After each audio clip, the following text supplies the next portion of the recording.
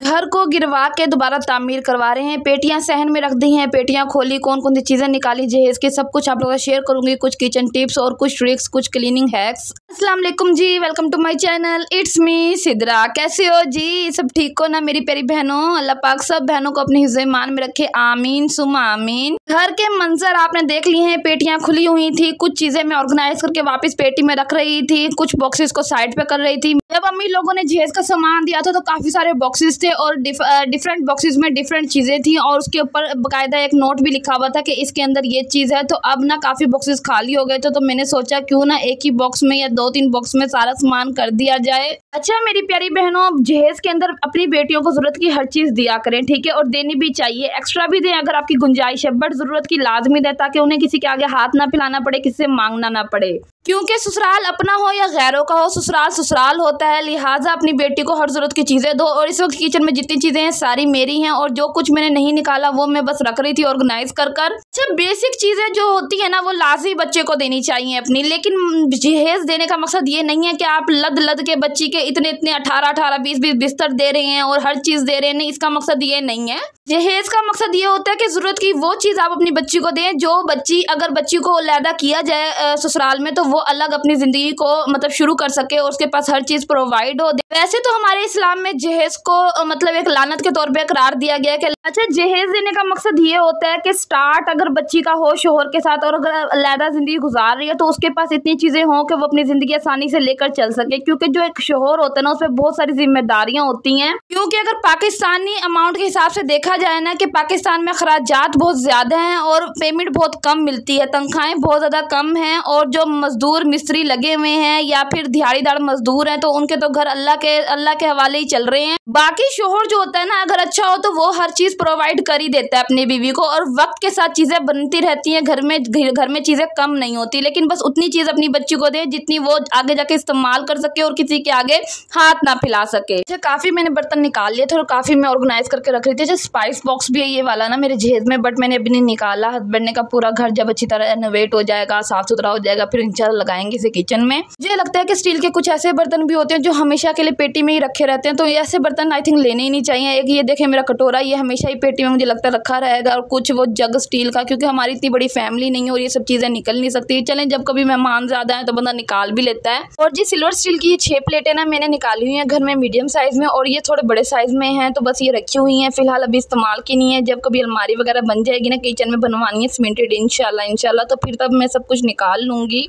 साथ साथ मैं आपको अपडेट भी देती रहूँगी कि घर कहाँ तक पहुँचा, कैसे बन रहा है, कितना खर्चा आ रहा है, सब कुछ इंशाल्लाह फुल डिटेल से व्लॉग्स में आपको पता चलता रहेगा। कुछ होम मेकिंग के टिप्स एंड ट्रिक्स भी पता चलते रहेंगे। अच्छा यहाँ मैंने अदरक लहसुन बनाया हुआ था और आज मैंने ये काफ़ी सारा बना लिया था और इसको अब मैं ग्राइंड करके पेस्ट बना लूँगी और उसे स्टोर कर लूँगी। अच्छा मेरा अदरक लहसुन ख़राब नहीं होता, इससे ये होता है कुकिंग टाइम कम लगता है और जल्दी जल्दी आपका खाना भी रेडी हो जाता है, आपको कूटना पीटना नहीं पड़ता अदरक लहसुन। तो बस यहाँ मैंने सारा अदरक लहसुन, सारा तो नहीं, हाफ डाला था, हाफ मैंने निकाल लिया था। आप लोगों ने अगर अदरक लहसुन को काफ़ी टाइम के लिए स्टोर करना है और इसको ख़राब होने से बचाना है तो इसमें ढेर सारा काफ़ी सारा अपने इसके अंदर ऑयल डालना है। कुकिंग ऑयल की यहाँ बात कर रही हूँ, ठीक है। उसके अलावा आप इसके अंदर कस्तूरी हल्दी भी डाल सकते हैं जो कि प्योर हल्दी होती है। इससे ये होगा कि आपके अदरक लहसुन का पेस्ट बिल्कुल भी ख़राब नहीं होगा और काफ़ी टाइम के लिए चल जाएगा। लेकिन शर्त यह है कि आपने इसमें ना ही पानी का एक कतरा डालना है और ना ही इसमें पानी का कतरा जाने देना है।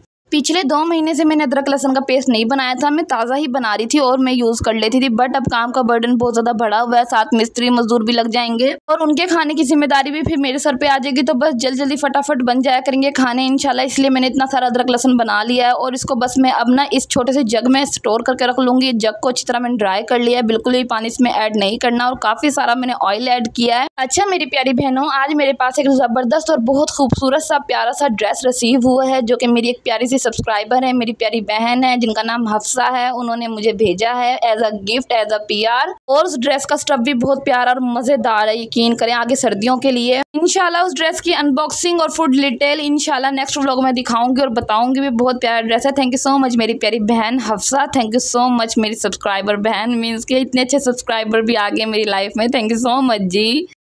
काफ़ी बहनें मेरी ये गिला शिकवा करती हैं उनके जग की जो शार्पनेस है ब्लेड्स की वो ख़राब हो जाती है, वो इस वजह से क्योंकि काफ़ी पार्टिकल जो होते हैं वो ब्लेड के नीचे रह जाते हैं। तो भाई धोने का बेस्ट तरीका ये है कि लिक्विड डाल लें या लेमन मैक्स डालकर इसको अच्छी तरह चला लें इस तरह ना सारे फूड के पार्टिकल्स निकल आएंगे और आपका जार बिल्कुल नया का नया रहेगा। ब्लेड बिल्कुल भी ख़राब नहीं होगी, शार्पनेस नहीं ख़राब होगी। तो ये कुछ किचन टिप्स और ट्रिक्स होते हैं जिनको हम खुद अप्लाई कर लें, थोड़ा सा ध्यान रख लें तो हमारी चीज़ बिल्कुल सही रहती है। थैंक यू सो मच मेरी प्यारी बहनों, इतना ज़्यादा प्यार करने के लिए, मुझे इतना सपोर्ट करने के लिए। कल मैंने व्लॉग अपलोड नहीं किया, इंस्टा पे कमेंट्स आए कि सिस्टर आप कहाँ हैं, व्लॉग अपलोड नहीं किया। तो यार घर में कंस्ट्रक्शन चल रही है, पिछला रूम गिरा दिया है, न्यू बनाएंगे, तो बस इसी वजह से ना काफ़ी मसरूफ़ है आपकी बहन। लेकिन ये कि इंशाल्लाह व्लॉग दोबारा रूटीन से आ जाएंगे और जी इंशाल्लाह अब रेगुलर व्लॉग्स आएंगे। तो भाई यहाँ अदरक लहसुन का पेस्ट पूरा रेडी हो गया था। छोटा सा ये जग था मेरे पास तो मैंने इसी के अंदर स्टोर कर लिया और जहाँ से सुराख नहीं थे उस जगह से मैंने इसको बंद किया है। अदरक लहसुन के पेस्ट में मैंने इतना ज़्यादा ऑयल ऐड किया कि इसका कलर ही वाइट हो गया, लेकिन ये ख़राब नहीं होगा, सच बता रही हूँ। अच्छा, मैंने बच्चों के गर्मी सर्दी के कपड़े सेपरेट किए थे और सर्दियों के निकाल के देखे थे कौन सी चीज़ें इस्तेमाल की हैं, कौन से कपड़े नहीं इस्तेमाल किए, उन्हें ज़ाया किया जाए। बट मैं हमेशा एक बात कहती हूँ कि घर में कोई भी चीज़ आपको ऐसी लग रही हो जो बहुत ज़्यादा फालतू और फेंकनी है, लेकिन फेंकने से पहले थोड़ा सा दिमाग लड़ा लिया करें, सोच लिया करें कि वो चीज़ हमारी कहाँ यूज़ हो सकती है, उसका रीयूज़ हम कितना कर सकते हैं और किस टाइप की चीज़ से क्रिएट कर सकते हैं। तो जी यहाँ काफ़ी सारी स्वेट शर्ट्स निकली थी, गर्म स्टफ में शर्ट्स हैं और मतलब ऊन वाला कपड़ा है, अंदर वेलवेट है, इस टाइप की शर्ट्स हैं। तो बस इनको मैंने वेस्ट करना स्टार्ट कर दिया। कुछ शर्ट्स मैंने काटी थी किचन की शेल्फ्स को साफ करने के लिए,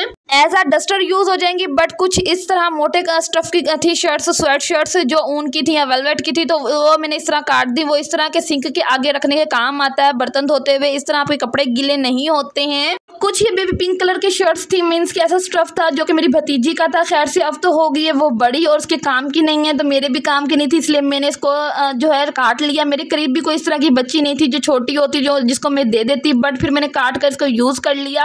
अच्छा, ये ब्लू स्वेट शर्ट जो है मेरे बेटे ने बहुत ज़्यादा पहनी है, बड़े बेटे ने, बहुत प्यारा प्रिंट है इसका, बट जहाँ जहाँ इसके ब्लू कलर है वो ना कलर फेड हो गया था, वो अब अच्छा नहीं लग रहा था। फिर मैंने सोचा कि ये भी शेल्फ के आगे रखने के लिए मैं काट लेती हूँ, थोड़ा सा मोटा कपड़ा है। इस तरह ये होता है, इजीली आप बर्तन धो सकते हैं, पानी को ये सोक कर लेता है और आपकी शर्ट्स जो हैं वो गीली नहीं होती आगे से। इजीली आप खड़े होकर कपड़े धोएं, आपको जरूरत ही नहीं कि अप्रैल पहने, आप ऐसे ही कपड़े धोएं। बस इस टाइप की शर्ट्स बना लें, कपड़े बना लें मोटे मोटे से।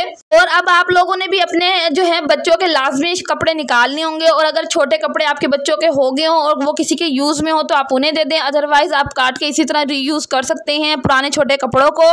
और जी ये हैबिट मैंने अपनी अम्मी जान से अडॉप्ट की है, बटन्स वाली, कि मैं बटन्स संभाल लेती हूँ, कपड़ों के कपड़े ज़ाया हो जाए लेकिन बटन्स बिल्कुल न्यू रहते हैं। इस तरह ये है कि मेरे पास काफ़ी सारी कलेक्शन है इस वक्त बटन्स की, बट ये है कि कहीं ना कहीं ये यूज़ हो जाते हैं, इन्हें संभाल लेना चाहिए। अच्छा यार, घर में इतना ज़्यादा काम हुआ हुआ है ना, इतना ज़्यादा काम हुआ है, मेरा इतना दिल घबरा रहा है, मैं क्या करूँ। और ना मिट्टी मिट्टी हुई हुई है, और मेरे हस्बैंड और मेरे जेठ ने मिलकर कमरे की दीवारें छतें खुद गिराई हैं, क्योंकि वो मिट्टी की चिनाई थी और ऊपर मिट्टी के ही मतलब प्लस्तर वगैरह लगा हुआ था, कोई भी इतना मतलब सीमेंट वाला काम नहीं था, और बालों की छतें थी।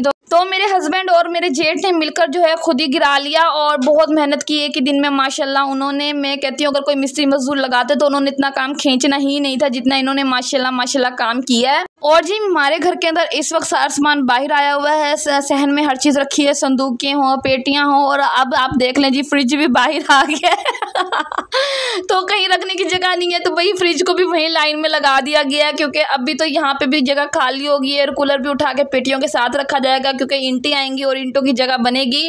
मेरी अम्मी जान ने बोला कि फ्रिज आपने कहाँ रखा है, तो मैंने कहा अम्मी जान जो बाहर गली है ना उससे थोड़ा अंदर की तरफ रखा है मतलब मेन गेट के बिल्कुल साथ ही रख दिया ना, तो गली के बराबर में ही फ्रिज रखा हुआ यार, कहीं जगह नहीं थी तो रख दिया। किचन में सोचा था फ्रिज रखने का, बट वहाँ पे भी जगह नहीं बनी। और जो रिसेंटली आपकी बहन ने ये शूज़ लिया था भाई, वो भी टूट गया है भाग भाग के काम करने की वजह से। तो भाई हम दोबारा पुराने वाले शूज़ पे आ गए हैं, बस जैसे ही टाइम मिलेगा इंशाल्लाह जाके नया शूज़ लेकर आऊंगी, घर का रफ शूज़। और घर की कंडीशन तो इस वक्त आप लोगों ने देख ली, तो बस अपनी बहन के लिए दुआ कीजिएगा कि अल्लाह पाक मुझे इतनी हिम्मत दे कि मैं सारे काम वाइंड अप कर लूँ। बहुत सारे काम है सीरियसली पेंडिंग पे हुए हैं, और काम में कहती हूँ घर बन रहा है तो तब भी बहुत सारे काम है, घर वाइंड अप हो जाएगा तब भी बहुत सारे काम है, और हम नहीं करने। बस अल्लाह पाक मुझे हिम्मत दे रखे, मेरे लिए लाजमी दुआ कीजिएगा मेरी प्यारी बहनों। अच्छा, ये जो रूम हमने गिराया ना, वहाँ पे ये दीवार पे शीट लगी हुई थी, बस इस शीट को हस्बैंड ने कहा आप यूज कर लो कहीं। मैंने कहा हाँ मेरा भी दिमाग ये काम कर रहा है। इसके साइड्स के ना कॉर्नर जितने भी थे अच्छी तरह मैंने नीटनेस के साथ काट दिए थे चारों तरफ से, ताकि ये बिल्कुल साफ सुथरी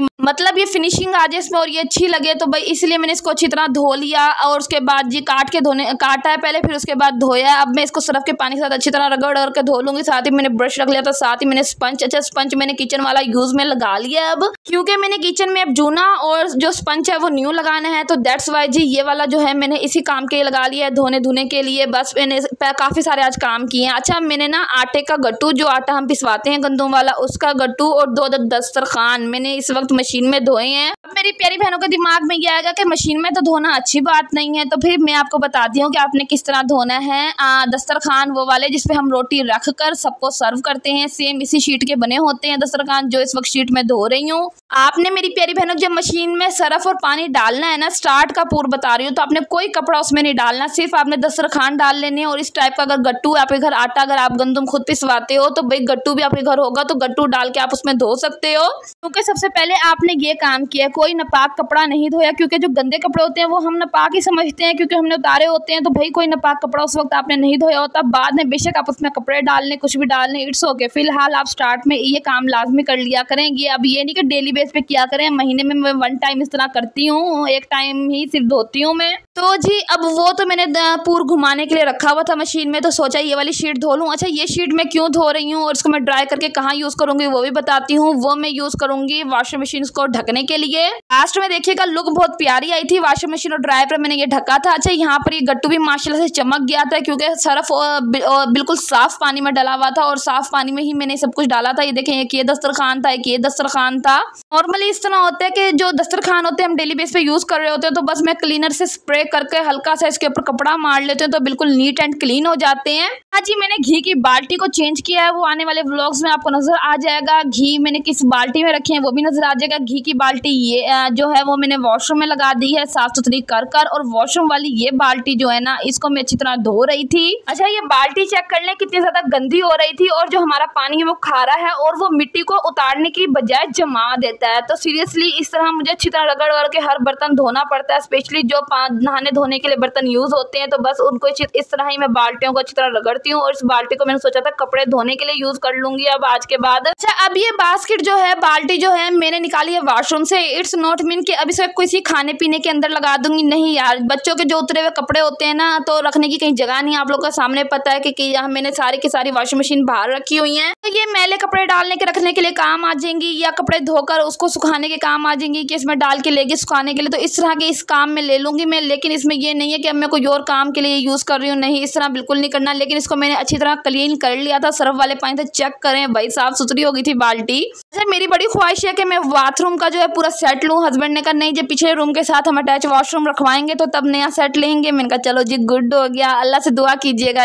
यार। मेरी इतनी ज्यादा मैं कल से एक्साइटेड हूँ, माशाल्लाह माशाल्लाह। मैं और मेरे हस्बैंड बहुत ज्यादा खुश हैं, अल्लाह पाक हमारी खुशियों को बरकरार रखे, आमीन सुम्मा आमीन। मैं बच्चों की तरह अपनी खुशी का इजहार कर रही थी अपने हस्बैंड के साथ। मैं अपने हस्बैंड को कह रही थी यार हमारा भी न्यू रूम होगा, न्यू वॉशरूम होगा, कितना प्यारा होगा, हर चीज न्यू न्यू लगेगी। तो हस्बैंड कह रहे जी जी बिल्कुल इंशाल्लाह। तो भाई सब कुछ अल्लाह पाक हमें नसीब करे, खुशियां देखनी नसीब करे, आमीन सुम्मा आमीन। घर का काफी काम मैंने वाइंड अप कर लिया। आज मैंने ये वाला एरिया हस्बैंड से कहा था कि मैं नीट करूंगी, क्योंकि हस्बैंड ने आकर एयर कूलर वगैरह उठाना था यहाँ से, क्योंकि इंटें रखवानी है, इंटें फिर यहाँ से गुजरेंगी, इंटों की जगह बनानी है, तो बस इसलिए ये एरिया मैंने नीट किया, मशीनों को वाइंड अप किया। मशीनें तकरीबन 6 दिन से खुली थी, मशीनों को ढकने का टाइम ही नहीं मिल रहा था, इतना काम का बर्डन ज्यादा हुआ था। खैर अल्लाह पाक बेहतर करेगा। यहाँ देख लें माशाल्लाह माशाल्लाह मशीन की लुक कितनी प्यारी आई है और बिल्कुल साफ सुथरा माहौल होगी। अपना ख्याल रखिएगा, दुआओं में याद। अल्लाह की हिफ्ज़-ओ-ईमान।